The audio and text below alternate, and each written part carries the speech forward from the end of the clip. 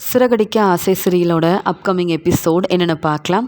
முத்துவால் எல்லாரும் முன்னாடியும் அருண் அவமானப்பட்டு நிற்கிறாரு. அது மட்டும் இல்லாமல் வசமாக மாட்டிக்கிட்ட அருண் மேலே சீதா ரொம்ப கோபமாக இருக்கிறதுனால முத்து மீனா கிட்ட மன்னிப்பு கேட்டாதான் இனி நான் உங்கள் மனைவியாக உங்கள் வீட்டில் மருமகளாகவும் இருப்பேனே தவிர்த்து இப்படிப்பட்ட ஒரு ஆளை கல்யாணம் பண்ணது தப்புன்னு ரொம்ப நல்லா புரிஞ்சுக்கிட்டேன் அப்படின்னு அருணை வெளுத்து வாங்கின சீதா முன்னாடி தலை குனிஞ்சு நின்ன அருண், இந்த முத்துவால் தானே இவ்வளோ பிரச்சனை வந்தது. சீதா என்னை விரும்பி கல்யாணம் பண்ணிக்கிட்டா. சீதா நான் சொன்ன எல்லாத்தையும் நம்பினா, அவ்வளோ நம்பிக்கை வச்சுருந்தா. ஆனால் அது எல்லாத்தையும் இந்த முத்து ஒன்றும் இல்லாமல் செஞ்சிட்டான்ல. இவ்வளோ நடந்ததுக்கு அப்புறமாவும் நான் ஏன் பொறுமையாக இருக்கணும்? அந்த முத்துக்கிட்ட நான் மன்னிப்பு கேட்கணுமா? செஞ்ச தப்புக்காக நான் மன்னிப்பு கேட்டாதான் சீதா என்ன மன்னிப்பேன்னு சொல்கிறா? என்ன நடக்குதுங்க அப்படின்னு ரொம்பவே கோவத்தில் இருக்காரு அருண். அருண் இப்படி செஞ்சதால் கண்டிப்பாக சந்திராவும் மீனான்னு வீட்டில் உள்ள எல்லாரும் ரொம்ப கோவமாக இருப்பாங்க. இந்த அருணுக்காக நாம தான் மன்னிப்பு கேட்கணும் அப்படின்னு சொல்லிட்டு அருணை பற்றின உண்மை அருணோட அம்மாவுக்கு தெரிய வந்ததால் இந்த பிரச்சனையை எப்படியாவது சமாளிக்கணும், மறுபடியும் சீதாவை நம்ம வீட்டுக்கே கூட்டிகிட்டு வரணும் அப்படின்ற ஒரு எண்ணத்தில் இங்கே அருணோட அம்மா சந்திராவை பார்க்க போகிறாங்க. சம்மந்தி, என்னை மன்னிச்சிருங்க சம்மந்தி. என் பையன் அருண் செஞ்சது எல்லாமே தப்பு தான். இங்கே சீதாவும் ரொம்ப கோவத்தில் இருக்கா. அருண்கிட்ட சரியாக பேசுறது கூட இல்லை. நீங்கள் தான் எங்களை மன்னிக்கணும். அது மட்டும் இல்லாமல் ஏதோ முத்து மேலே உள்ள கோவத்தில் அருண் இப்படிலாம் செஞ்சிட்டான். என் பையன் இப்படி செய்வான்னு நானே எதிர்பார்க்கல. இந்த முறை நீங்கள் அருணை மன்னிச்சிட்டிங்கன்னா என் பையன் இனி இப்படிப்பட்ட ஒரு வேலையை செய்யவே மாட்டான். அவன் செஞ்சது தப்புன்னு அருண் நல்லாவே புரிஞ்சுக்கிட்டான் அப்படின்னு சொல்லிட்டு இருக்காங்க. இங்கே அருண்காக பேச வந்த அருணோட அம்மாவை பார்த்து சந்திரா ரொம்ப கோவமாக பேசுகிறாங்க. என்ன நினச்சிட்டு இருக்கீங்க நீங்கள்? சீதாவோட கல்யாணம் நடக்கிறதுக்கு காரணமாக இருந்தது முத்துத்தம்பி. நீங்கள் என்னடானா இங்கே இங்கே முத்துத்தம்பி மேலே தப்பு இருக்குன்னு நீங்களும் தானே பேசியிருக்கீங்க. அங்கே நடந்த எல்லாத்தையும் சீதா என்கிட்ட சொன்னா. சீதா இப்படி மனசு மாறுவா? என் பொண்ணு மீனாவுக்கும் சீதாவுக்கும் இடையில இந்த அருணால் இவ்வளோ பெரிய பிரச்சனை வரும்னு நான் எதிர்பார்க்கவே இல்லை. என் 2 பொண்ணுங்களுக்கும் நல்லபடியாக கல்யாணம் செஞ்சு வச்சுட்டேன். அவங்க வாழ்க்கையை பார்த்துட்டு சந்தோஷமாக இருப்பாங்கன்னு நினச்சேன். ஆனால் நீங்கள் என்னடானா உங்கள் பையனுக்கு சப்போர்ட் பண்ணுறேன்னு சொல்லி எந்த தப்பும் செய்யாத முத்து மேலே தான் தப்பு இருக்குன்னு என்ன பேச்சு பேசியிருக்கீங்க. இப்போ புரிஞ்சுக்கிட்டீங்களா உங்கள் பையனோட லட்சணம் என்னன்னு? அது மட்டும் இல்லை, இவ்வளோ பெரிய தப்பு பண்ணவங்கள நாங்கள் எப்படி மன்னிக்க முடியும்? அதனால தான் சீதாவும் கோவமாக பேசாமல் இருக்கா. உங்கள் மேலே எவ்வளோ நம்பிக்கை வச்சுருந்தேன். என் குடும்பத்தை நீங்கள் நல்லா பார்த்துக்கிறீங்கன்னு முத்து தம்பி மாதிரியே இங்கே அருணும் இருக்காருன்னு சந்தோஷப்பட்டேன். ஆனால் என்றைக்குமே அருண் முத்து மாதிரி வரவே முடியாது. எங்கள் வீட்டு மூத்த மாப்பிள்ளை எங்களை அவ்வளோ நல்லபடியாக பார்த்துக்கிட்டு எங்களெல்லாம் தலையில் தூக்கி வச்சு கொண்டாடுறாரு. எதையும் எதிர்பார்க்காம எங்கள் குடும்பத்துக்கு அவ்வளோ உதவி செஞ்சுருக்காரு. ஆனால் அருண் என்னடானா முத்து தம்பியை எங்கள் குடும்பத்துலேருந்து பிரிக்கிறதுக்காக இப்படிலாம் திட்டம் போடுவாங்க. என்னால் இதை நினச்சி கூட பார்க்க முடியல. சீதா வாழ்க்கையில் அருண் வந்துட்டாரேன்றதுக்காக நான் பொறுமையாக இருக்கேன். இல்லை, இந்த இடத்துல வேற யாராவது இருந்திருந்தா நானே சும்மா விட்டுருக்க மாட்டேன். பலார்னு உங்கள் பையனை வெளுத்து வாங்கியிருப்பேன் அப்படின்னு சொல்கிறாங்க. நீங்கள் கோவப்படுறதுலையும் நியாயம் இருக்குது. இருந்தாலும் அருண் இப்படி பொய் சொல்லுவான்னு நான் நினைக்கவே இல்லை. உண்மையாகவே அந்த ஆளுங்க முத்து அனுப்பின ஆளுங்கன்னு நினச்சிட்டேன். ஏன்னா எப்பயுமே முத்து கோவத்தில் யார்கிட்ட பிரச்சனை செய்கிறோம் என்ன செய்கிறோன்னு தெரியாமல் தேவையில்லாத வேலையெல்லாம் செய்வார்ல, அதனால தான்னு சொல்ல. என்ன தேவையில்லாத வேலையை என் மாப்பிள்ளை முத்து செஞ்சிட்டாருன்னு நீங்கள் நினைக்கிறீங்க? அது மட்டும் இல்லை, முத்து மாப்பிள்ளையை பற்றி பேச உங்கள் யாருக்கும் தகுதியே கிடையாது. அவர் எப்பயுமே பொறுமையாக யோசித்து தான் ஒரு நல்ல முடிவாக எடுப்பார். அப்போவே சீதா கிட்டேயும் என்கிட்டேயும் சொன்னார், நல்ல வரனா பார்த்து சீதாவுக்கு நல்ல மாப்பிள்ளையாக பார்த்து கல்யாணம் பண்ணி வைக்கிறேன்னு. சீதா தான் அருணை விரும்பிட்டேன், அருணை தான் கல்யாணம் பண்ணுவேன்னு ரொம்பவே அடம்பிடிச்சா. இப்போ நல்லா அனுபவிக்கிறா. முதல்ல என்கிட்ட மன்னிப்பு கேட்குறத விட்டுருங்க. பேசாமல் முத்துக்கிட்டையும் மீனா கிட்டேயும் அருணை பேச சொல்லுங்க. இனியாவது திருந்தி இனி உங்கள் வழியில் நான் தலையிட மாட்டேன்னு முத்து மாப்பிள்ளை கிட்ட மன்னிப்பு கேட்க சொல்லுங்கள். அப்போ தான் நாங்கள் எல்லாரும் உங்கள் மேலே கோவம் இல்லாமல் இருப்போம். ஏன்னா இப்பயும் சொல்கிறேன், எங்கள் குடும்பத்தில் எந்த பிரச்சனை வந்தாலும் எந்த ஒரு நல்லது நடந்தாலும் எங்களுக்கு முத்து மாப்பிள்ளை தான் முக்கியம். அதான் உங்கள் பையன் அருணை பற்றி தெளிவாக புரிஞ்சுக்கிட்டோமே. இப்படி ஒன்றும் தெரியாத மாதிரி இருந்துட்டு பிரச்சனை செய்கிறது உங்கள் பையன். ஆனால் எல்லாருக்கும் உதவி செய்கிறது முத்து மாப்பிள்ளையோட உண்மையான குணம். அது எங்களுக்கு தெரியும், நீங்கள் புரிஞ்சுக்கோங்க. முதல்ல இங்கேருந்து கிளம்புங்க. உங்ககிட்ட பேச எனக்கு விருப்பமே இல்லை. அப்படி விருப்பம் இருந்திருந்தா இருந்த கோவத்தில் நானே உங்களை தேடி உங்களையும் உங்கள் பையனையும் சும்மா விட்டுருக்க மாட்டேன். ஆனால் எனக்கு எந்த அவசியமும் இல்லைங்க. செஞ்ச தப்பெல்லாம் நீங்கள். அதனால் நான் கொஞ்சம் பொறுமையாக இதை பற்றி யோசிக்கணும். அதுக்கப்புறமா சீதா கிட்ட இதை பற்றி பேசுகிறேன். இங்கேருந்து கிளம்புங்க. செஞ்ச பிரச்சனைக்கு மன்னிப்பு கேட்க வந்துட்டாங்க. இனி உங்கள் பையனாக இருக்கட்டும் நீங்களாக இருக்கட்டும் இந்த மாதிரி நல்ல விதமாக பேசி எங்கள் குடும்பத்துக்கு எந்த நல்லதும் செய்ய வேண்டாம். அது மட்டும் இல்லை, செஞ்ச வரைக்கும் போதுங்க. முதல்ல இதை உங்கள் பையன்கிட்ட சொல்லிடுங்க அப்படின்னு சொல்லி பேச வந்த அருணோட அம்மாவை வெளுத்து வாங்கி அங்கேருந்து அனுப்பிடுறாங்க சந்திரா. முத்து பிரச்சனைக்கெல்லாம் ஒரு முற்றுப்புள்ளி வச்சு அருண் எப்படிப்பட்டவருன்ற உண்மையை சீதாவுக்கு புரிய வச்ச உடனே சீதாவும் மனசு மாறுறாங்க. அருணோட குணத்தை புரிஞ்சுக்கிட்டு அருணை வெளுத்து வாங்கினது மட்டும் இல்லாமல் மீனா கிட்டேயும் முத்துக்கிட்டேயும் மன்னிப்பு கேட்டு மனசு மாறினதால இங்கே வீட்டுக்கு கிளம்பி வராங்க. ரொம்ப சந்தோஷமாக கிளம்பி வராரு முத்து. இங்கே மீனாவும் முத்துவும் வீட்டுக்கு வரதை அண்ணாமலை கவனிக்கிறாங்க. என்ன முத்து, ரொம்ப சீக்கிரமாக அதுவும் 2 பேரும் ஒன்றாவே வரீங்க, என்னம்மா மீனா இன்னைக்கு பூ கொடுக்க போகலையா, எதுவும் டெக்கரேஷன் ஆர்டர் இருக்காமான்னு கேட்குறாங்க. இல்லை மாமா, இன்னைக்கு எங்கேயும் போகலை, ஒரு வேலையாக வெளியில் போயிருந்தோம், அந்த வேலை நல்லபடியாக முடிஞ்சிருச்சு அப்படின்னு சொல்ல. ஆமாம் மீனா, சீதா உன்னை புரிஞ்சுக்கிட்டால, மறுபடியும் சீதா உன்கிட்ட மன்னிப்பு கேட்டு பேச ஆரம்பித்த உடனே எனக்கு அவ்வளோ சந்தோஷமாக இருந்தது. இத்தனை நாள் நானும் பார்த்துருக்கேன், சீதா உன்னை எதிர்த்து பேசுனதும் இல்லை, நீயும் சீதாவுக்கு எல்லாம் பார்த்து பார்த்து செய்யணும்னு ஆசைப்பட்டிருக்க. இன்னைக்கு மறுபடியும் உன் குணம் என்னன்னு சீதா புரிஞ்சுக்கிட்டா, என்னையும் தப்பாக நினைக்கல அப்படின்னு சொல்ல. என்னப்பா முத்து, என்ன பிரச்சனை அப்படின்னு இங்கே அண்ணாமலை கேட்க. அது வேற ஒன்றும் இல்லைப்பா, சீதாவுக்கு முதல்ல இந்த அருணை கல்யாணம் பண்ணி வைக்க வேண்டாம் நான் சொன்னேன். யாராவது என் பேச்சை கேட்டாங்களா? யாரும் கேட்கல. இப்போ அந்த அருண் என்னடானா, நான் செய்யாத தப்பெல்லாம் செஞ்சேன்னு சொல்லி அந்த சீதாவோட மனசை மாற்றி சீதாவே என்னை தப்பாக நினைக்கிற மாதிரி இந்த மாதிரி தேவையில்லாத வேலையெல்லாம் செஞ்சுட்டு இருந்திருக்கான்ப்பா. அது மட்டும் இல்லை, சவாரி முடிச்சுட்டு வரும்போது அங்கே அந்த ஆளுங்க தேவையில்லாமல் அருண்கிட்ட பிரச்சனை செஞ்சுட்டு இருந்தாங்க, அருணை வெளுத்து வாங்கிட்டு இருந்தாங்க. நானும் நம்ம சீதாவோட வீட்டுக்காரர் ஆச்சேன்னு கோவத்தெல்லாம் மறந்துட்டு இங்கே வந்து அருணை காப்பாற்ற போனேன், அருணுக்கு உதவி செஞ்சேன். ஆனால் வீட்டுக்கு போன அருண் என்னை பற்றி நல்ல விதமாக சொல்லாமல், நான் செஞ்ச உதவியை சொல்லாமல், என்னவோ அந்த ஆளுங்களை நான் தான் அனுப்புனேன், உதவி செய்கிற மாதிரி செஞ்சுட்டு தேவையில்லாத பிரச்சனையவும் நான் தான் செய்கிறேன்னு சீதா கிட்ட இப்படிலாம் பேசி சீதாவும் என்னை தப்பாக புரிஞ்சுக்கிட்டு பெரிய பிரச்சனையாயிருச்சுப்பா. மீனா கூட அன்னைக்கு ரொம்ப முடியலன்னு ரெஸ்ட் எடுத்தாலப்பா, வீட்டு வேலையை கூட செய்ய முடியலன்னு அம்மா பெரிய பிரச்சனை செஞ்சாங்களே. அதுக்கெல்லாம் காரணம் சீதா தன்னை புரிஞ்சுக்கலையே அப்படின்னு மீனா சீதா ஞாபகமாகவே இருக்க. பிரச்சனை இவ்வளோ பெரிய பிரச்சனை ஆயிடுச்சு இந்த அருணால். சீதாவும் வந்து அருணுக்கு சப்போர்ட் பண்ணி நான் தான் தப்பு செஞ்சேன்னு நினச்சி இங்கே என்னை பற்றி சீதா கிட்ட ரொம்ப தேவையில்லாமல் பேசியிருக்கா போல். அதெல்லாம் நினச்சிதான்ப்பா இங்கே ரொம்ப முடியாமல் இங்கே மனசு வேதனையில் இருந்தா மீனா. அதான் இப்போ அருண் எப்படிப்பட்டவருன்னு அந்த சீதாக்கு புரிய வச்சுட்டு தான்ப்பா வரேன் அப்படின்னு நடந்த எல்லாத்தையுமே முத்து சொல்லும்போது உடனே அண்ணாமலையும், என்னம்மா மீனா, இந்த அருண் இப்படிப்பட்டவனாக இருக்கான், இந்த அருணை நம்பி நம்ம சீதாவை வேற கல்யாணம் பண்ணி கொடுத்துருக்கோமே. இதுக்கு தான் முத்து அப்போவே சொன்னான், கொஞ்சம் விசாரித்து கொஞ்சம் பொறுமையாக இருந்து இந்த கல்யாணத்தை செஞ்சு வைக்கலான்னு.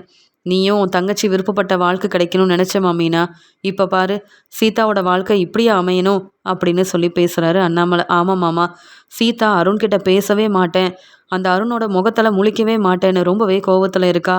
அப்போதைக்கு இந்த பிரச்சனையை சமாளிக்க என் வீட்டுக்காரர்கிட்டையும் என்கிட்டையும் அருண் மன்னிப்பு கேட்டாலும் அந்த அருண் திருந்துற ஆளே இல்லைன்னு எங்களுக்கு நல்லாவே தெரிஞ்சிருச்சு. அந்த அருணை நம்பவும் கூடாதுன்னு தெரிஞ்சுக்கிட்டோம். ஆனால் என்ன செய்ய, சீதாவே இதை அமைச்சுக்கிட்ட வாழ்க்கையாச்சே, இதில் நாங்கள் என்னமாம்மா செய்ய முடியும்னு சொல்ல.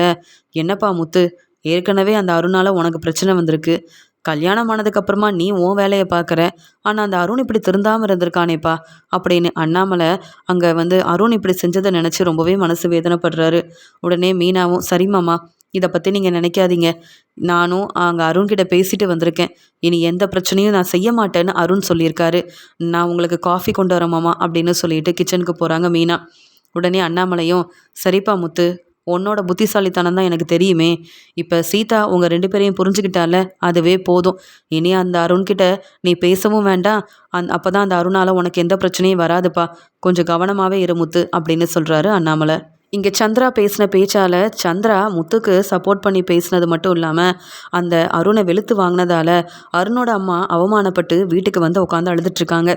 இங்கே அருணும் வந்த உடனே என்னம்மா ஆச்சுன்னு கேட்க, ஒன்னால தான் சம்மந்திக்கிட்ட பேசலான்னு போனேன், நீ செஞ்ச இந்த வேலையால் என்னை என்ன பேச்சு பேசிட்டாங்க தெரியுமா, அந்த முத்து தான் முக்கியம், உங்கள் பையன் அருணை முதல்ல திருந்த சொல்லுங்கள், அது மட்டும் இல்லை என் மாப்பிள்ளை முத்துக்கிட்டையும் என் பொண்ணு மீனா கிட்டையும் அருண் வந்து மன்னிப்பு கேட்கணும், நீங்கள் இனி எங்கள் குடும்பத்துக்குன்னு எந்த நல்லதும் செய்ய வேண்டாம், எந்த உதவியும் செய்ய வேண்டாம், உங்கள் யாரையும் நம்ப நாங்கள் தயாராகவே இல்லைன்னு அந்த மீனாவோட அம்மா சந்திரா தெளிவாக சொல்லி அனுப்பிட்டாங்க.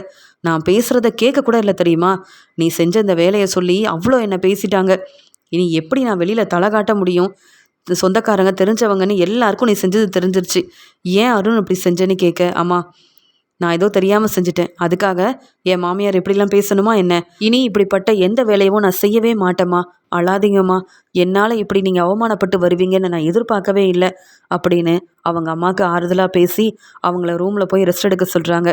ஆனால் வெளியில் வந்த அருண் யோசிக்கிறாரு, அந்த முத்து மீனா தான் தேவையில்லாமல் பேசி பிரச்சனை செய்கிறாங்கன்னா என் மாமியாரும் இந்த முத்துவை தலையில் தூக்கி வச்சு கொண்டாட ஆரம்பிச்சிட்டாங்களா? என் உதவி வேண்டாமா?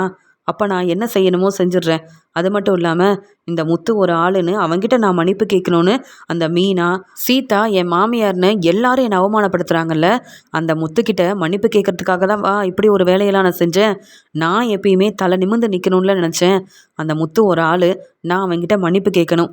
மறுபடியும் மறுபடியும் இந்த முத்துவை அவமானப்படுத்த என்ன செய்யணும் தான் நான் யோசிப்பேனே தவிர்த்து அந்த முத்துக்கிட்ட என்றைக்குமே நான் தலை குனிஞ்சு நிற்கவே மாட்டேன். என்னை அவமானப்படுத்தின முத்துவை என்ன செய்யலாம் அப்படின்னு யோசிக்கும் போது தான் அப்போ இங்கே ஒரு யோசனை வருது அருணுக்கு. ஏற்கனவே அந்த முத்துவுக்கும் சிட்டின்றவனுக்கும் ஆகாதுன்னு கேள்விப்பட்டேன். அந்த சிட்டி எப்பயுமே முத்துவை அவமானப்படுத்த என்னென்ன வேலையவோ செஞ்சிட்டு இருந்தானாமே. ஆனால் இப்போ அவன் போலீஸில் மாட்டிக்கிட்டதாகவும் நான் தெரிஞ்சுக்கிட்டேன். எப்படியாவது அந்த சிட்டியை முதல்ல வெளியில் கொண்டு வரணும். வெளியில் கொண்டு வந்துட்டு சிட்டி மூலமாக தான் இந்த முத்துவுக்கு சரியான பாடம் புகட்டணும். நானும் முத்து மேலே கோவமாக இருக்கேன். அந்த சிட்டியும் முத்து மேலே கோவமாக இருக்கான். சிட்டியை நம்ம வெளியில் கொண்டு வந்து சிட்டிக்கு உதவி செஞ்சோன்னா சிட்டி கண்டிப்பாக நம்ம சொல்கிற எல்லாத்தையுமே கேட்பான்ல. அப்புறம் அந்த சிட்டிக்கிட்ட முத்துவை பற்றி பேசி நாம் நினச்சதை நம்ம செய்ய வேண்டியதான். நாம் இனி நேராக முத்துக்கு பிரச்சனை செஞ்சோன்னா எல்லாருமே அந்த முத்துக்கு சப்போர்ட் பண்ணுவாங்க. நாம் தான் அப்புறம் பிரச்சனையில் மாட்டிக்கணும். அதனால் யாருக்கும் தெரியாத மாதிரி, அதுவும் சிட்டி பிரச்சனை செஞ்சால் நாம் தான் இது எல்லாத்துக்கும் காரணம்னு யாருக்கும் தெரிய வாய்ப்பே இல்லை. நாம் இனி யோசித்து தான் எல்லாத்தையும் செய்யணும். அந்த முத்து இருக்கிற வரைக்கும் என்னையும் சீதாவையும் பிரிக்க என்ன வேணாலும் திட்டம் போடுவான் போலையே. சீதா வேற நான் செஞ்ச தப்பால் என் மேலே ரொம்ப கோவத்தில் இருக்கா. மறுபடியும் சீதா கூட ஒன்று சேரணும், சந்தோஷமாக இருக்கணும். சீதா எப்பயும் போல் என்னை புரிஞ்சுக்கணுன்னா முத்து இனி இருக்கவே கூடாது. முத்துவுக்கு என்னென்ன பிரச்சனை செஞ்சு அவனை அவமானப்படுத்த முடியுமோ எல்லா வேலையும் செய்யணும். அதுக்கு முதல்ல சிட்டியை போய் பார்க்கணும் அப்படின்னு முடிவெடுக்கிறாரு இங்கே அருண். அதே மாதிரி தன்னுடைய வேலைக்கு கிளம்பி போகிறாரு அருண். அங்கே உள்ளே இருக்கிற சிட்டியை போய் பார்க்குறாரு. அங்கே சிட்டியும் என்ன சார் என்ன பார்க்க வந்திருக்கீங்க அப்படின்னு கேட்கும்போது, சிட்டி உன்னை பற்றி எனக்கு எல்லாமே தெரியும். இந்த ரோகிணியால் தானே இப்போ நீ உள்ளே இருக்க. ரோகிணிக்கு உதவி செய்ய போய் நீ மாட்டிக்கிட்ட அப்படி தானே? நீ மற்றவங்களுக்கு உதவி செஞ்சு இப்படி அவமானப்பட்டு நிற்கிறியே, உன்னை நான் வெளியில் கொண்டு வந்தா எனக்கு என்ன செய்வ அப்படின்னு கேட்கும்போது, என்ன சார் சொல்கிறீங்க? நீங்கள் என்ன வெளியில் கொண்டு வர போகிறீங்களா? அப்படி மட்டும் செஞ்சீங்கன்னா சார், அந்த ரோகிணி மட்டும் இல்லை சார், ரோகிணி வீட்டில் இருக்க யாரையும் நான் நிம்மதியாக இருக்கவே விட மாட்டேன். நான் எந்த தப்பும் செய்யலை சார். அந்த ரோகிணியாக தான் உதவி கேட்டாங்க. அதுக்காக நான் பணம் கூட வாங்கலை. அவங்க எனக்கு எந்த பணமும் தரலை, எந்த பொருளும் தரலை. ஆனால் அந்த ரோகிணியால் இப்போ நான் தலை குனிஞ்சி வெளியில் வர முடியாத நிலமையில் இருக்கேன் சார். நீங்கள் மட்டும் என்னை வெளியில் கொண்டு வந்துட்டீங்கன்னா, உங்களால் நான் வெளியில் வந்துட்டேன்னா நீங்கள் சொல்கிற எதையும் செய்வேன் சார். உங்களுக்காக என்ன உதவி வேணாலும் செய்வேன். ஆனால் எனக்கு நீங்கள் உதவி செய்வீங்களா சார் அப்படின்னு கேட்குறாரு சிட்டி. அருணும் அதுக்கு தானே சிட்டி உங்களை பார்க்க வந்திருக்கேன். உங்களை நான் வெளியில் கூப்பிட்டு வந்ததுக்கப்புறமா நான் சொல்கிற எல்லா வேலையும் நீங்கள் செய்வீங்கள்ல அப்படின்னு சொல்ல, சார் யார் யாருக்கோ உதவி செஞ்சேன். இப்போ நான் உள்ளே இருக்கும்போது என்னை பார்க்க யாரும் வரல, எனக்கு உதவி செய்யவும் யாரும் வரல. நீங்கள் தேடி எனக்கு இவ்வளோ நல்லது செய்கிறீங்க. நீங்கள் சொல்கிறத நான் கேட்காம இருப்பேனா? கண்டிப்பாக சார், நீங்கள் என்ன சொன்னாலும் கேட்பேன் அப்படின்னு சொல்லும்போது, சரி சிட்டி, எனக்கு உங்களால் நிறைய வேலை ஆக வேண்டியது இருக்குது. அதெல்லாம் நீங்கள் செஞ்சீங்கன்னா நான் உங்களுக்கு பணமும் கொடுப்பேன். அதே மாதிரி இப்போ நீங்கள் வெளியில் வர்றதுக்கும் நான் உதவி செய்வேன்னு சொல்ல, சார் ரொம்ப சந்தோஷமாக இருக்குது சார் கேட்கவே. எனக்கு உதவி செய்யுங்க சார். நீங்கள் என்ன சொன்னாலும் நான் கேட்பேன் அப்படின்னு சிட்டியும் ஒத்துக்கிறாரு. உடனே அருண் இங்கே தனக்கு தெரிஞ்ச வக்கீலை வர வச்சு அங்கே போலீஸ்கிட்ட பேச சொல்கிறாரு. அதே மாதிரி சிட்டியை வெளியிலையும் வர வைக்கிறாரு அருண். இங்கே அருண் மூலமாக சிட்டி மறுபடியும் வெளியில் வராரு. இவங்க 2 பேரும் திட்டம் போட்டு முத்துவை முத்துவுக்கு பிரச்சனை செய்ய போகிறாங்க அப்படின்ற சந்தோஷத்தில் அருண் இருக்கிறாரு. அது மட்டும் இல்லாமல் வெளியில் வந்த சிட்டியும், சார் எப்படி சார், என்னோடய ஃப்ரெண்டுங்களே யாரும் என்னை பார்க்க வரல, என்கிட்ட வேலை பார்த்த ஆளுங்க கூட யாருமே உதவி செய்யலை சார். ஆனால் நீங்கள் ஏன் சார் எனக்கு இந்த உதவி செஞ்சீங்கன்னு சொல்லும்போது, அதான் சொன்னேன்ல சிட்டி, நீங்கள் எனக்கு நிறைய உதவி செய்ய வேண்டியது இருக்குது. உங்களால் எனக்கு நிறைய வேலை ஆக வேண்டியது இருக்குது. அதனால தான் உங்களை நான் வெளியில் வரதுக்கு உதவி செஞ்சேன். அதே மாதிரி உங்களுக்கு நிறைய பணம் கொடுக்கவும் நான் தயாராக இருக்கேன் அப்படின்னு சொல்ல, சார் அப்படி என்ன சார் நான் வேலை செய்யணும்? என்ன சார் நான் உங்களுக்கு உதவி செய்யணும்? நீங்கள் சொல்லுங்கள் சார். நான் வெளியில் வந்த சந்தோஷத்தில் இருக்கேன் சார். ரொம்ப நாள் கழித்து நான் வெளியில் வந்திருக்கேன். யாரெல்லாம் நான் உள்ளே போக காரணமாக இருந்தாங்களோ அவங்க யாரையும் நான் சும்மா விட மாட்டேன் சார் அப்படின்னு சொல்ல, அது உங்கள் பிரச்சனை. நீங்கள் இப்போ போய் ரெஸ்ட் எடுங்க. எதையும் நான் இங்கேருந்து பேசக்கூடிய நிலமையில இல்லை. ஏன்னா நான் தான் எல்லா பிரச்சனைக்கும் அப்புறம் காரணமாக இருக்கேன்னு இவங்களுக்கெல்லாம் தெரியக்கூடாதுல்ல. நீங்கள் ரெஸ்ட் எடுங்க. உங்கள் இடத்துக்கு நானே பேசுகிறேன் அப்படின்னு சொல்ல, சார் ரொம்ப சந்தோஷம் சார் அப்படின்னு சொல்லிட்டு அருண் மூலமாக வெளியில் வந்த சிட்டிக்கு அவ்வளோ சந்தோஷம். தன்னுடைய இடத்துக்கும் கிளம்பி போக, தன்னுடைய ஆளுங்க இங்கே சிட்டியோட ஆளுங்க எல்லாருமே சிட்டி வந்ததை பார்த்துட்டு, "அண்ணே எப்படிண்ணே வந்தீங்க? நீங்கள் வரவே முடியாதோன்னு நினச்சேன். நீங்கள் வரமாட்டீங்களோன்னு நினச்சேன். அந்த ரோகிணிக்கு உதவி செய்கிறேன்னு நீங்கள் இப்படிப்பட்ட வேலையை செஞ்சுருக்க கூடாதுண்ணே. உங்களை எப்படியாவது வெளியில் வர வைக்கணும்னு எல்லாரையும் போய் பார்த்தேண்ணே. உங்களுக்காக யாருமே பேச வரல. அது மட்டும் இல்லைண்ணே, உங்களை எப்படியாவது வெளியில் வர வைக்கணும்னு நிறையா நாங்கள் வேலையெல்லாம் செஞ்சோம். ஆனால் எதுவுமே செய்ய முடியலண்ணே அப்படின்னு சொல்லும்போது, அதான் நான் வெளியில் வந்துட்டேன்ல, எனக்கு இப்போ யார் எப்படிப்பட்டவங்கன்னு எல்லாம் தெரிஞ்சுக்கிட்டேன் அப்படின்னு ரோகிணி மேலேயும் முத்து வீட்டில் உள்ள எல்லார் மேலேயும் சிட்டி ரொம்பவே கோவமாக இருக்காரு.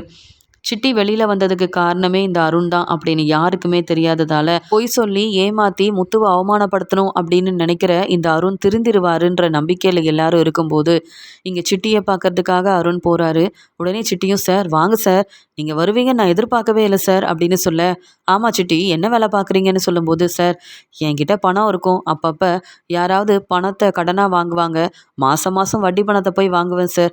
அது மட்டும் இல்லை, யாராவது ஏதாவது வேலை செய்யணும்னு சொன்னால் பணத்தை வாங்கிட்டு அவங்களுக்காக வேலையும் செய்வேன் சார் அப்படின்னு சொல்லும்போது, அப்போ நான் சொல்கிற வேலையும் செய்வீங்களா அப்படின்னு கேட்க, கண்டிப்பாக சார் அப்படின்னு சொல்ல, முத்துவை உங்களுக்கு தெரியுமான்னு கேட்க, சார் முத்துவை பற்றி மட்டும் என்கிட்ட பேசவே பேசாதீங்க. அவனுக்கும் எனக்கும் என்னைக்கும் ஆகாது சார். அவனால தான் இப்படி அப்பப்போ பிரச்சனையில் நான் மாட்டிக்கிறேன் சார். தப்பு செஞ்ச ரோகிணியை அவங்க வீட்டுக்கு கூட்டிகிட்டு போயிட்டாங்க. ரோகிணிக்கு உதவி செஞ்ச நான் இத்தனை நாள் கஷ்டப்பட்டு அங்கே உள்ளே இருந்திருக்கேன்னா அதுக்கு காரணமே இந்த முத்துவும் மீனாவும் தான் சார்.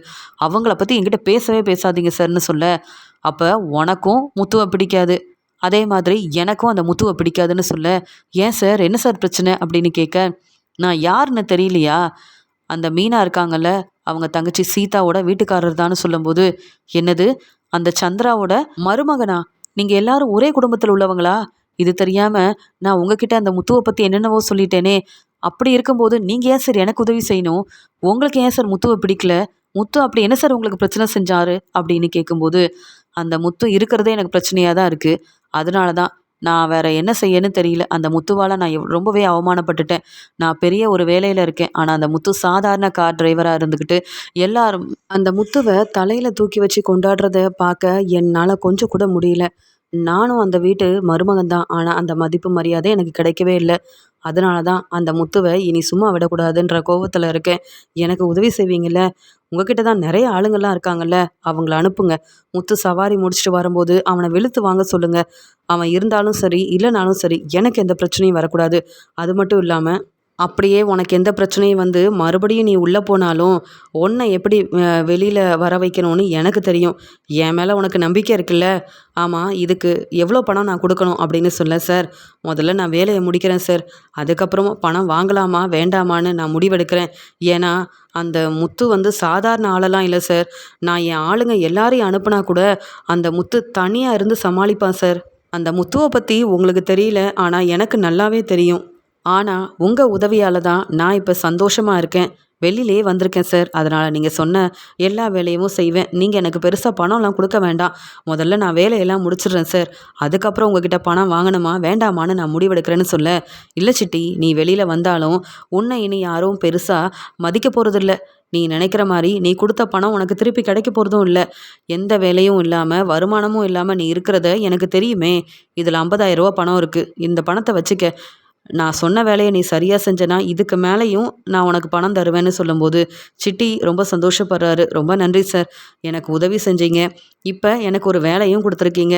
நான் கண்டிப்பாக நீங்கள் சொன்ன வேலையை செய்வேன் அப்படின்னு சொல்ல அருண் ரொம்ப சந்தோஷமாக அங்கேருந்து கிளம்பி வர, அங்கே வந்து சிட்டியோட ஆளுங்க, அண்ணே ஏனே இவர் சொன்னாருன்னு அந்த முத்துக்கிட்ட போய் நம்ம பிரச்சனை செய்யணும்னு நீங்கள் முடிவெடுத்திருக்கீங்க. அந்த முத்துவால் நமக்கு எவ்வளோ பிரச்சனை வந்து இப்போ தானே நான் திரும்பி வெளியில் வந்திருக்கீங்க. வேண்டானே, இந்த வேலையே வேண்டாம் அப்படின்னு முத்து மேலே உள்ள பதட்டத்தில் இங்கே இருக்கிற எல்லாரும் இப்படி பேசிகிட்டு இருக்க, உடனே சிட்டி சொல்கிறாரு, எத்தனை நாள் தான் இந்த முத்துவை பார்த்து இப்படி நம்ம யோசிக்க முடியும்? முத்து நமக்கு எவ்வளவோ பிரச்சனை செஞ்சுருக்கான். ஆனால் இந்த ஒரே வீட்டில் இருக்க மாப்பிள்ளைங்களுக்குள்ளேயே ஒத்துமை இல்லைன்னு இப்போ தானே தெரிஞ்சிருக்கு. மீனாவோட வீட்டுக்காரர் முத்து மேலே இந்த சீதாவோட வீட்டுக்காரர் அருண் வந்து அவ்வளோ கோவத்தில் இருக்காராம். நானும் எல்லாரும் ஒரே குடும்பமாக இருக்கிறதுனால இந்த அருணால எனக்கு பிரச்சனை வருமோன்னு நினச்சேன். ஆனால் பிரச்சனை எனக்கு வரப்போகிறதில்ல, அந்த முத்துவுக்கு தான் வரப்போகுது. அதான் நம்ம பணத்தை வாங்கிட்டோம்ல, அவர் சொன்ன வேலையை செஞ்சு தான் ஆகணும். அவர் என்ன வெளியில் வர வச்சிருக்காரு. அதனால நம்ம இதை செஞ்சு தான் ஆகணும். நாளைக்கு அந்த முத்து எங்கெல்லாம் போகிறான், என்ன செய்கிறான்னு ஒவ்வொன்றையும் நீங்கள் கவனமாக பார்த்துட்டு வந்து என்கிட்ட சொல்லுங்கள். அதுக்கப்புறம் நம்ம ஆளுங்க எல்லாரையும் வர வச்சு முத்து தனியாக இருக்கிறதா நேரமாக பார்த்துட்டு அவனை வெளுத்து வாங்கி இனி அவன் வேலைக்கே போக முடியாத அளவு அவன் ஹாஸ்பிட்டலுக்கு தான் போகணும். இதுக்கு மேலே முத்துவால் நடக்க முடியவும் கூடாது. அவன் முத்துவுக்கு ஒரு பெரிய பிரச்சனையை நம்ம செய்யணும் அப்படின்னு சொல்லி திட்டம் போட்டுட்ருக்காங்க இந்த அருணால. இங்கே மீனா வீட்டுக்கு வந்த உடனே, ஆமாம் ஸ்ருதி, எனக்கு ஃபோன் பண்ணி சீக்கிரமாக வர சொன்னீங்களே அப்படின்னு கேட்க, ஆமாங்க, நான் தான் உங்களுக்கு டெக்கரேஷன் ஆர்டர் கொடுத்துருக்கேன்ல, என்னுடைய புது ரெஸ்டாரண்ட்டுக்கு நீங்கள் தான் டெக்கரேஷன் ஆர்டர் செய்யணும்னு. என்னென்ன செய்யணும்னு நான் சொல்லட்டுமா? அதே மாதிரி நீங்கள் செஞ்சு கொடுப்பீங்களா அப்படின்னு கேட்குறாங்க. கண்டிப்பாக ஸ்ருதி, ஆசையாக உங்களுக்காக ஒரு பிஸ்னஸை நீங்கள் ஆரம்பிக்கிறீங்க. அப்போ கூட எனக்கு அதில் வேலை கிடைக்கணும்னு எனக்கும் அதில் ஒரு பொறுப்பான வேலையை கொடுத்துருக்கீங்க. எப்படியெல்லாம் அந்த டெக்கரேஷன் ஆர்டர் இருக்கணும்னு சொல்லுங்கள், நான் தெளிவாக உங்களுக்கு செஞ்சு கொடுக்குறேன். இதுக்காக நீங்கள் எனக்கு பணமே கொடுக்க வேண்டாம்னு சொல்ல, அது எப்படி? நீங்கள் எனக்காக டெக்கரேஷன் ஆர்டர் செய்கிறதுன்னு சாதாரண வேலையா? பூ வாங்கணும், அதுக்கு தேவையான பொருளெல்லாம் வாங்கணும். எவ்வளோ கஷ்டப்பட்டு நீங்கள் மட்டுமா இந்த வேலையை செய்ய போகிறீங்க? உங்களை நம்பி அந்த அக்காங்க எல்லாரும் வரப்போகிறாங்கல்ல, அவங்களுக்கு நீங்கள் சம்பளம் கொடுக்க வேண்டாமா? அதெல்லாம் வேண்டாம். எவ்வளோ பணம்னாலும் பரவாயில்ல, நீங்கள் செய்கிற டெக்கரேஷன் ஆர்டருக்கு சரியாக நான் பணத்தை கொடுத்துருவேன். நீங்கள் வாங்க, என்னென்ன செய்யணும்னு நான் சொல்கிறேன் மீனா அப்படின்னு ஸ்ருதி தன்னுடைய புது ரெஸ்டாரண்ட் ஆரம்பிக்க போகிறதால என்னென்ன டெக்கரேஷன்லாம் செய்யணும் அப்படின்னு மீனா கிட்ட சந்தோஷமாக பேசிகிட்டு இருக்காங்க. உடனே அங்கே வந்த விஜயா, என்ன மீனா, மறுபடியும் டெக்கரேஷன் ஆர்டர் வேலையை செய்ய ஆரம்பிச்சிட்ட போல். வீட்டுக்கு வந்தால் வீட்டு வேலையை தான் பார்க்கணும், வெளியில் உள்ள வேலையை வீட்டில் செய்யாதன்னு சொல்லியிருக்கேன்ல அப்படின்னு சொல்லும்போது, அத்தை, இது என்னுடைய வேலை தான். ஆனால் ஸ்ருதியோட புது ரெஸ்டாரண்ட்டுக்கு நான் செய்ய போகிற டெக்கரேஷனை பற்றி பேசிகிட்ருக்கோம். இதில் என்ன தப்பு இருக்குது? ஸ்ருதி நம்ம வீட்டில் தானே இருக்காங்க. நம்ம வீட்டில் வச்சு தானே ஸ்ருதிக்கிட்ட இதை பற்றி பேச முடியும். இதுக்குன்னு நாங்கள் 2 பேரும் வெளியிலையா போக முடியும்? என்னத்தை நீங்கள் இப்போ என்ன, உங்களுக்கு என்ன சந்தேகம்? வீட்டு வேலையெல்லாம் நான் பார்க்கலன்னு நினைக்கிறீங்க அப்படி தானே? எல்லாருக்கும் சமைச்சு வச்சுட்டேன் அப்படின்னு சொல்கிறாங்க. சமைச்சு வச்சா மட்டும் போதுமா என்ன? நான் என்ன சாப்பாடுக்காகவா உங்ககிட்ட பேசிகிட்டு இருக்கேன்? துணியெல்லாம் அப்படியே இருக்குது, யார் துவைக்கிறது? ரோகிணியும் இந்த ஸ்ருதியும் அவங்க வேலையை செய்ய மாட்டேங்கிறாங்களே. நானும் எல்லார்கிட்டையும் அவங்கவுங்க வேலையை பாருங்கன்னு சொன்னால் யாரும் என்னை கண்டுக்க மாட்டேங்கிறாங்க. எப்பயும் நீ தானே வீட்டு வேலையை எல்லாத்தையும் செய்கிற. அப்போ இந்த துணியெல்லாம் துவைக்கணும்னு உனக்கு தெரியாதா? முதல்ல மனோஜோட துணியை நீ துவைக்கணும், புரியுதா அப்படின்னு கேட்குறாங்க. அந்த சமயம் ஸ்ருதியும், என்ன ஆண்டி நீங்கள் மனோஜோட துணியை ரோகிணியை துவைக்க சொல்லுங்கன்னு சொல்லும்போது, இல்லை, இன்றைக்கி ரோகிணிக்கு நிறைய வேலை இருக்கான், மனோஜ் தான் என்கிட்ட சொல்லிட்டு போனான். ஏன் இந்த வீட்டு வேலையெல்லாம் பார்க்குற மீனா இதெல்லாம் செய்ய மாட்டாளான்னு கேட்க, உடனே மீனாவும் அத்தை நான் செய்கிறேன்னு சொல்கிறாங்க. அதுக்கு உடனே ஸ்ருதியும், நீங்கள் ஏன் மீனா செய்யணும்? இதெல்லாம் ரொம்ப தப்பு. ஒரு நாள் உங்களுக்கு முடியலன்னா கூட இங்கே விஜயாத்தை ரெஸ்ட் எடுக்க விட மாட்டேங்கிறாங்க. இதில் நீங்கள் இந்த மாதிரி ஒவ்வொருத்தருக்கும் வேலை செஞ்சு கொடுத்துக்கிட்டே இருந்தீங்கன்னா அப்புறம் எப்படி இங்கே வீட்டில் உள்ள எல்லாரும் உங்களுக்கு மதிப்பு மரியாதை கொடுப்பாங்க? முத்து சொல்கிறத நீங்கள் கேட்கவே மாட்டிங்களா? ரோகிணிக்கு வேலை இருக்குன்னு அவங்க செய்ய வேண்டிய வேலையவும் உங்களை செய்ய வைக்கிறாங்க. ஏன் ரோகிணி மட்டும்தான் வெளியில் பார்லரில் வேலை பார்க்குறாங்களா என்ன? நீங்கள் கூட தான் பூ கொடுக்க போகிறீங்க, வீட்டு வேலையை பார்த்துக்கிறீங்க, டெக்கரேஷன் ஆர்டர் கிடச்சா அங்கேயும் போய் அந்த வேலையை செய்கிறீங்க. உங்கள் மேலே மட்டும் ஏன் மற்றவங்களுக்கு அக்கறை வர மாட்டேங்குது? நீங்களும் வெளியில் வேலை செய்கிறீங்கன்னு சொல்லிட்டு முத்துவோட துணி எல்லாத்தையுமே ரோகிணியை துவைக்க சொல்லுங்கள். அப்போ ரோகிணி இதெல்லாம் செய்கிறாங்களான்னு பார்ப்போம். என்ன விஜயா ஆண்டி, நீங்கள் மீனாக்காக முத்து துணியை ரோகிணியை துவைக்க சொல்வீங்களா? சொல்ல மாட்டீங்கல்ல. அப்போ மீனாவை பார்த்தா மட்டும் உங்களுக்கு எப்படி தெரியுது அப்படின்னு மீனாக்கு சப்போர்ட் பண்ணி பேசுகிறாங்க ஸ்ருதி. உடனே மீனாவும், வேண்டாம் ஸ்ருதி, எனக்காக நீங்கள் சப்போர்ட் பண்ணிங்கன்னா விஜயாத்தைக்கு என் மேலே மட்டும் இல்லை உங்கள் மேலேயும் ரொம்பவே கோவம் வரும். இதெல்லாம் தேவையில்லை. எப்பயும் போல் நீங்கள் நம்ம வேலையை பார்ப்போன்னு சொல்கிறாங்க. இல்லை மீனா, உங்களுக்குன்னு பேச யாரும் இல்லைன்றதுக்காக எல்லா வேலையும் செய்ய வைக்கலான்னு நினைக்கிறாங்க. மனோஜுக்கு இந்த வீட்டில் சப்போர்ட் பண்ணுறதுனா விஜயா ஆண்டி தான். மனோஜுக்கு துணியெல்லாம் துவைக்கணும், நல்லபடியாக அவங்க ரூமை சுத்தம் செய்யணும்னு எண்ணம் இருந்துச்சுன்னா விஜயா ஆண்டியவே செய்ய சொல்ல வேண்டியது தானே? நீங்கள் பாவம் எவ்வளோ கஷ்டப்பட்டு வேலை செய்கிறீங்க. உங்கள் அருமை பெருமை எங்கள் எல்லாருக்கும் தெரியும். விஜயா ஆண்டிக்கும் புரிய வைக்கணுன்றதுக்காக தான் நீங்கள் பேச வேண்டியதை நான் பேசிகிட்டு இருக்கேன்னு சொல்கிறாங்க ஸ்ருதி. இதை கேட்ட விஜயாவும், அது என்ன மீனாவுக்கு ஒரு பிரச்சனைனா மட்டும் எல்லாரும் சப்போர்ட் பண்ண வந்துடுறீங்க? நான் சொல்கிறதுல நியாயம் இருக்குன்னு யாருக்குமே புரியாதா? பார்க்க தானே போகிறேன் எத்தனை நாள் எல்லாரும் இந்த மீனாவுக்கு சப்போர்ட் பண்ணுறீங்கன்னு அப்படின்னு கோவமாக விஜயா பேசிகிட்டு இருக்கும்போதே அங்கே முத்து வராரு. உடனே முத்துவும், ஸ்ருதி பேசுனதில் எந்த தப்பும் இல்லையே, மீனாவுக்கு நாங்கள் சப்போர்ட் பண்ணுவோம். ஏன்னா மீனா மேலே தப்பு இல்லை. மீனா செய்கிறது எல்லாமே அடுத்தவங்களோட நல்லதுக்கு தான். மற்றவங்க நல்லதுக்காகவே மீனா இப்படி செய்ய நாங்கள் மீனாக்கு தானே சப்போர்ட் பண்ண முடியும். அந்த பார்லர் அம்மா கிட்ட சொல்லுங்கள். அங்கே மனோஜுக்கு என்ன வேலையாக இருந்தாலும் பார்லர் அம்மா தான் செய்யணும்னு தெளிவாக சொல்லுங்கள். ஆமாம், என்ன செஞ்சிட்ருக்க மீனா? சரி, சாப்பாடெல்லாம் எடுத்து வைக்கிறியான்னு சொல்லும்போது, சரி மீனா, நாளைக்கு இதை பற்றி நம்ம பேசுவோம். சீக்கிரமாகவே இந்த டெக்கரேஷன் ஆர்டருக்காக என்னென்ன வேணுமோ சொல்லுங்கள். அதுக்கு எவ்வளோ பணம் வேணும்னாலும் நான் கொடுத்துட்றேன் அப்படின்னு சொல்லிட்டு ஸ்ருதியும் அங்கேருந்து போகிறாங்க. முத்துவுக்கு சாப்பாடெல்லாம் எடுத்து வைக்கிறாங்க. இங்கே வந்து மீனா. இங்கே மீனாவும் முத்துவும் சிரித்து பேசிகிட்டு இருக்காங்க. உடனே மீனா வந்து முத்துக்கிட்ட சொல்கிறாங்க, ரொம்ப நன்றிங்க அப்படின்னு. உடனே முத்துவும், என்ன பிரச்சனை உனக்கு? ஏன் என்கிட்ட நன்றி சொல்கிறேன்னு கேட்க, இல்லைங்க, சீதா கிட்ட இனி பேசவே முடியாது போல. இந்த அருணால இவ்வளோ பெரிய பிரச்சனை வந்துருச்சேன்னு நினச்சேன். ஆனால் உண்மை என்ன நிரூபிச்சு என் தங்கச்சி என்கிட்ட சந்தோஷமாக பேசுகிறான்னு அதுக்கு காரணமே நீங்கள் தானே அப்படின்னு சொல்லும்போது, உன் தங்கச்சி உன்கிட்ட பேச மாட்டான்னு நினச்சி உனக்கு ரொம்பவே முடியாமல் ஆயிடுச்சு. அதை பார்த்து என்னால் தாங்கிக்க முடியல. நான் பெருசாக எந்த நல்லதும் செய்யலை. அருணோட உண்மையான குணம் என்னன்னு உங்களுக்கு புரிய வச்சேன், அவ்வளவுதானே. உண்மையை புரிஞ்சுக்கிட்ட சீதா மனசு மாறிட்டா. அவ்வளவுதான் நான் செஞ்சேன் அப்படின்னு சொல்லிட்டு இருக்கும்போது, உங்கள் மனசு வேறு யாருக்குமே வராதுங்க. நீங்கள் எவ்வளோ பெரிய வேலையை செஞ்சுருக்கீங்க அப்படின்னு வீட்டுக்கு வந்த முத்துவை மீனா பாராட்டி பேசிகிட்டு இருக்காங்க. இதை பார்த்த விஜயாவுக்கு அவ்வளோ கோவம் வருது. எப்படி தான் இந்த முத்துவும் மீனாவும் மட்டும் இவ்வளோ சந்தோஷமாக இருக்காங்களோ தெரியல அப்படின்னு சொல்லிட்டு தன்னுடைய ரூமுக்கு கோவமாக போகிறாங்க விஜயா. இங்கே சிட்டி அவரோட ஆளுங்க கிட்டலாம் சொல்லி அனுப்புகிறாங்க. அந்த அருண் சொன்ன மாதிரியே நம்ம வேலையை சரியாக செய்யணும். அந்த முத்து சவாரி முடிச்சுட்டு இந்த வழியாக தான் வருவான். அவன் வீட்டுக்கு போகிறதுக்குள்ளேயே அங்கே முத்துவை வெளுத்து வாங்கிடணும். இனி அந்த முத்து சவாரிக்கு மட்டும் இல்லை, எங்கேயும் போகக்கூடாது. புரியுதுல்ல? அவன் வீட்டிலேயே இருக்கிற மாதிரி செய்யணும். இந்த முத்துவால் இனி அருணுக்கு எந்த பிரச்சனையும் வரக்கூடாது. அதே மாதிரி நமக்கும் எந்த பிரச்சனையும் வரக்கூடாது. நீங்கள் தான் இப்படி செஞ்சீங்கன்னு அந்த முத்துக்கும் தெரியக்கூடாது, யாருக்கும் தெரியக்கூடாது அப்படின்னு சிட்டியும் தன்னுடைய ஆளுங்க எல்லாரையும் அனுப்பி விட்டுட்டு அங்கே என்னதான் நடக்குதுன்னு பார்க்கறதுக்காக யாருக்கும் தெரியாமல் பின்னாடியே போய் நிற்கிறாரு.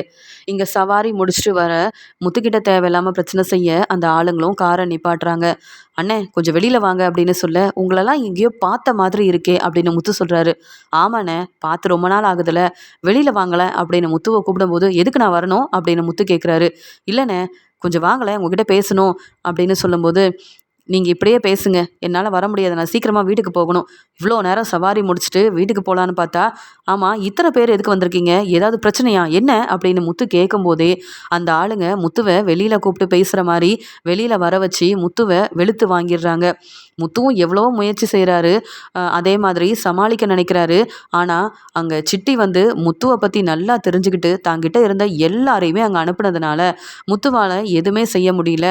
அவங்க எல்லாரும் முத்துவை வெளுத்து வாங்கிடுறாங்க. முத்துவும் அங்கே மயங்கிடுறாரு. முத்துக்கு அதுக்கு மேலே என்ன செய்யணும் தெரியல. மயங்கின முத்துவை பார்த்த உடனே அந்த ஆளுங்க உடனே அங்கேருந்து கிளம்பிடுறாங்க. அது மட்டும் இல்லாமல் முத்து மெதுவாக கண்முழிச்சு பார்க்குறாரு. அந்த சமயம் அங்கே சிட்டி அந்த பக்கமாக போகிறத கவனிக்கிறாரு. இவங்க யாருன்னு தெரியலையே அப்படின்னு சொல்லிட்டு அங்கே மயங்கிடுறாரு. உடனே முத்து ரொம்ப நேரமாக வரலையே அப்படின்ற மாதிரி நினச்சிட்டு இருக்க, அந்த பக்கமாக ரவி ரெஸ்டாரண்ட் வேலையை முடிச்சுட்டு வராரு. முத்துவோட நிலமையை பார்த்த உடனே, நம்ம அண்ணன் முத்துவாச்சே அப்படின்னு சொல்லிட்டு, முத்து எந்திரி முத்து, நான் வந்து ரவி வந்திருக்கேன் அப்படின்னு சொல்லி கூப்பிட்டுட்டு இருக்காரு. ஆனால் முத்து எந்த பதிலும் சொல்லாமல் மயங்கினதுனால உடனே முத்துவை ஹாஸ்பிட்டலில் சேர்க்குறாங்க. யார் இப்படி செஞ்சாங்கன்னு தெரியலையே, முத்து இப்போ யார் பிரச்சனைக்கும் போகாமல் அவன் வேலையை தானே பார்த்துட்டு இருக்கான் அப்படின்னு சொல்லிட்டு கண் கலங்கிக்கிட்டே அங்கே டாக்டர்கிட்ட நடந்த எல்லாத்தையும் சொல்ல, உடனே ரவி வீட்டில் உள்ளவங்களுக்கும் ஃபோன் பண்ணி சொல்கிறாரு. உடனே அண்ணாமலை கண் கலங்கி, என் பையன் முத்துவுக்கா இப்படி ஆச்சு அப்படின்னு பேரதிர்ச்சியோடு இருக்காங்க வீட்டில் உள்ள எல்லாருமே. ஆனால் ரோகிணிக்கு அவ்வளோ சந்தோஷம். இந்த முத்துவுக்கு இதுவும் வேணும், இன்னமும் வேணும். எப்போ பார்த்தாலும் என்னை பற்றின உண்மையை கண்டுபிடிக்கணும், எங்கள் அம்மா எங்கே இருக்காங்க, என் பையன் கிறிஷ் எங்கே இருக்கான்ற உண்மையை கண்டுபிடிக்கணும்னு மீனாவும் முத்துவும் ரொம்பவே ஆர்வமாக இருந்தாங்க. என்னை மாட்டி விடணுன்ற எண்ணம் தான் இந்த முத்துவுக்கும் மீனாவுக்கும் இருந்தது. இப்போ யாரோ திட்டம் போட்டு முத்துவை வெளுத்து வாங்கிட்டாங்களா? முத்து தான் எல்லாரையும் இப்படி வெளுத்து வாங்குவார். ஆனால் இந்த முறை முத்துவே முடியாமல் ஹாஸ்பிட்டலில் இருக்காரா? கேட்கவே ரொம்ப சந்தோஷமாக இருக்குது அப்படின்ற ஒரு சந்தோஷத்தில் இருக்கிறாங்க ரோகிணி. அண்ணாமலை மீனான்னு எல்லாரும் அழுதுகிட்டே ஹாஸ்பிட்டலில் இருக்க முத்துவை போய் பார்க்குறாங்க. முத்துக்கு ட்ரீட்மெண்ட் எல்லாம் முடிஞ்சதுக்கப்புறமா முத்து மெதுவாக கண்முழிச்சு, மீனா அப்பா அப்படின்னு சொல்லி பேச, என்ன முத்து, உனக்கு யார் முத்து இப்படிலாம் செஞ்சது அப்படின்னு கேட்க, யாருன்னே தெரியலப்பா, சவாரி முடிச்சுட்டு வந்துட்டு இருந்தேன். அப்போ நிறைய பேர் வந்து வெளியில் வர சொல்லி கூப்பிட்டுட்டு இருந்தாங்க. நானும் வீட்டுக்கு போகணும்னு சொல்லிட்டு தான்ப்பா இருந்தேன். அதுக்குள்ளே இப்படி ஆயிடுச்சுப்பா எனக்கு. ஆனால் அவங்கள எங்கேயோ பார்த்த மாதிரி தான் இருக்குது. யார்கிட்டயும் நான் பிரச்சனைக்குன்னு போகலப்பா அப்படின்னு சொல்ல, உன்னை பற்றி எனக்கு தெரியும் முத்து, நீ முதல்ல ரெஸ்ட் எடு.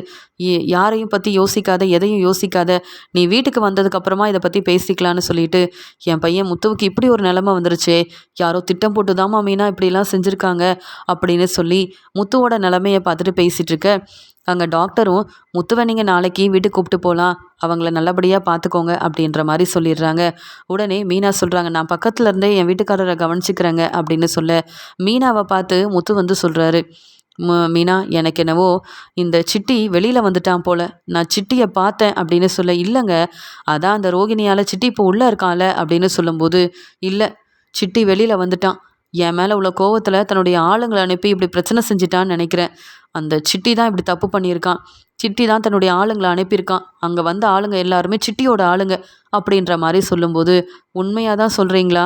நீங்கள் சிட்டியை பார்த்தீங்களான்னு சொல்ல, நீ வேணும்னா அங்கே போய் பாரு, கண்டிப்பாக சிட்டி இப்போ உள்ளே இல்லைன்னு எனக்கு தெரியும் அப்படின்னு சொல்கிறாங்க. சிட்டி தான் இந்த பிரச்சனைக்கு காரணம்னா சிட்டியை சும்மா விடக்கூடாதுன்னு மீனாக்கு ரொம்பவே கோவம் வருது.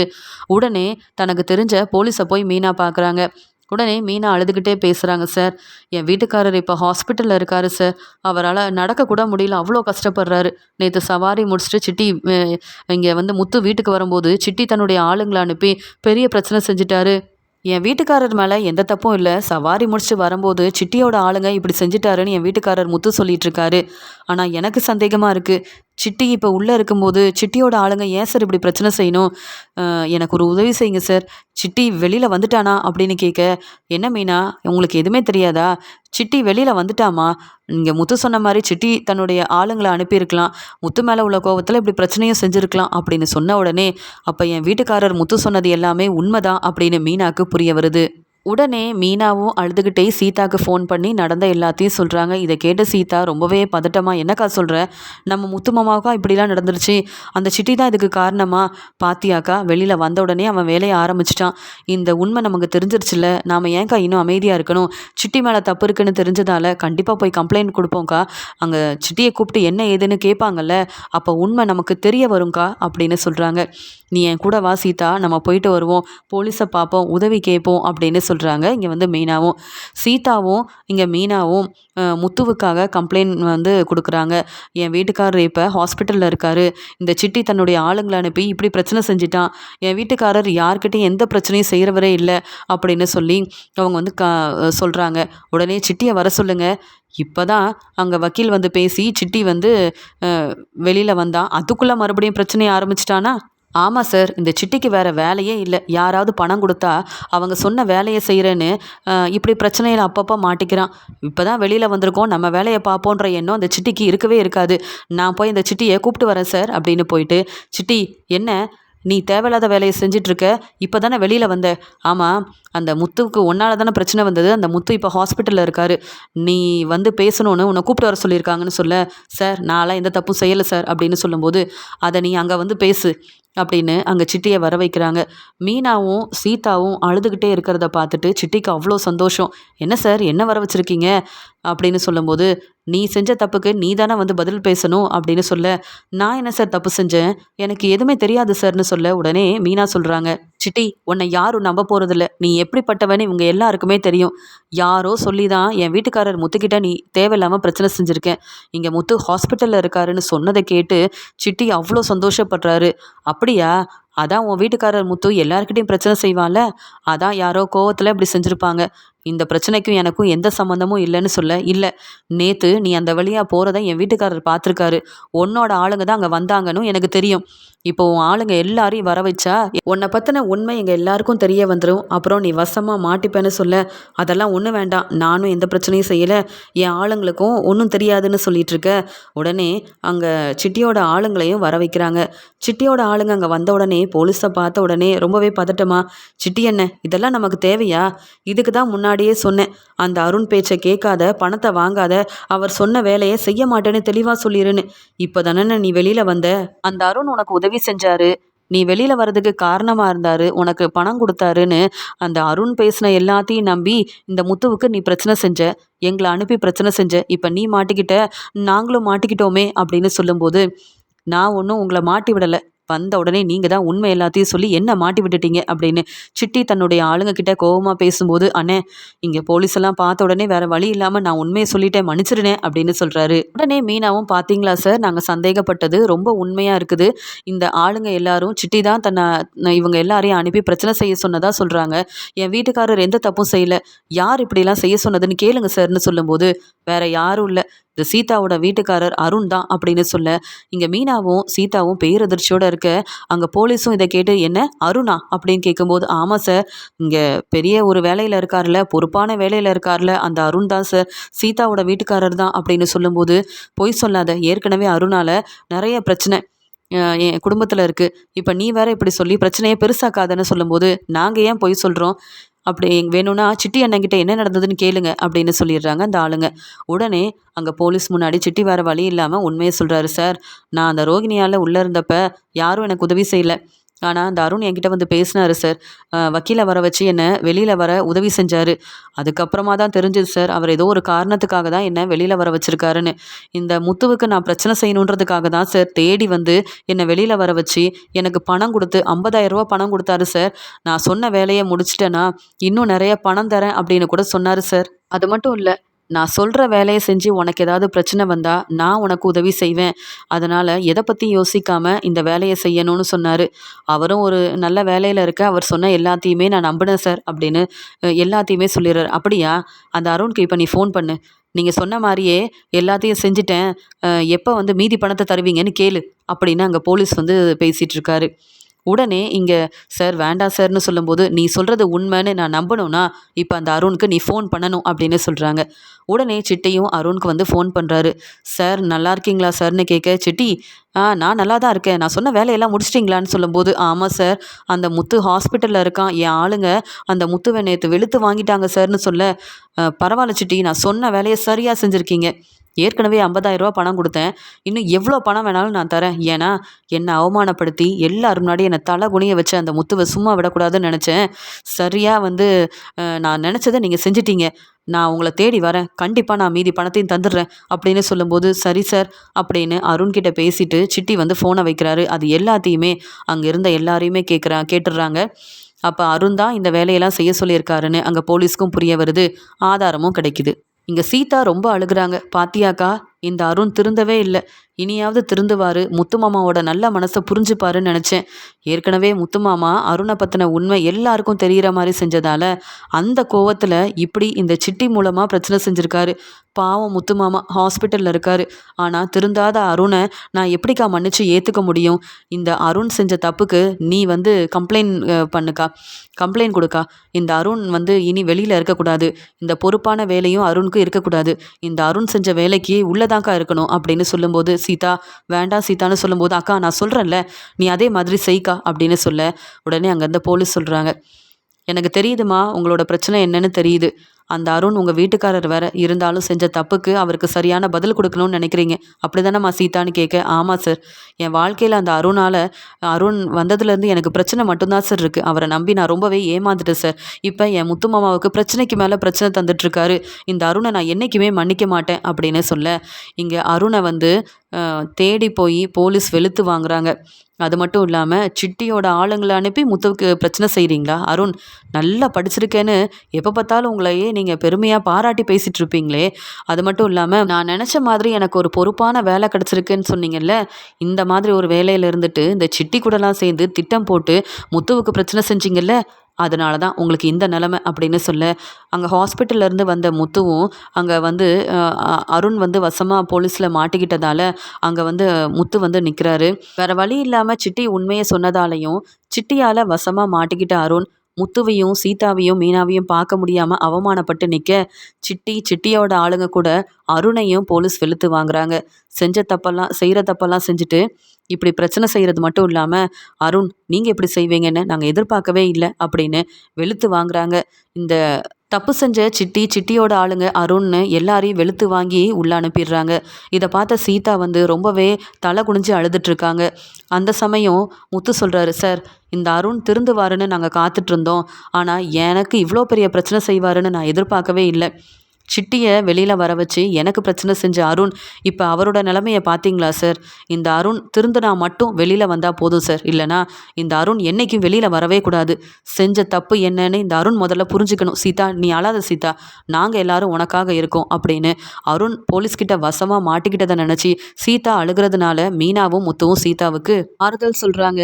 சிட்டி மூலமா முத்துவுக்கு பிரச்சனை செய்யணும்னு நினச்சி சிட்டியாலேயே போலீஸ்கிட்ட வசமா மாட்டிக்கிட்ட அருண் முத்து முன்னாடியும் மீனா முன்னாடியும் அவமானப்பட்டு தலை குனிஞ்சு நிற்கிறாரு அருண்.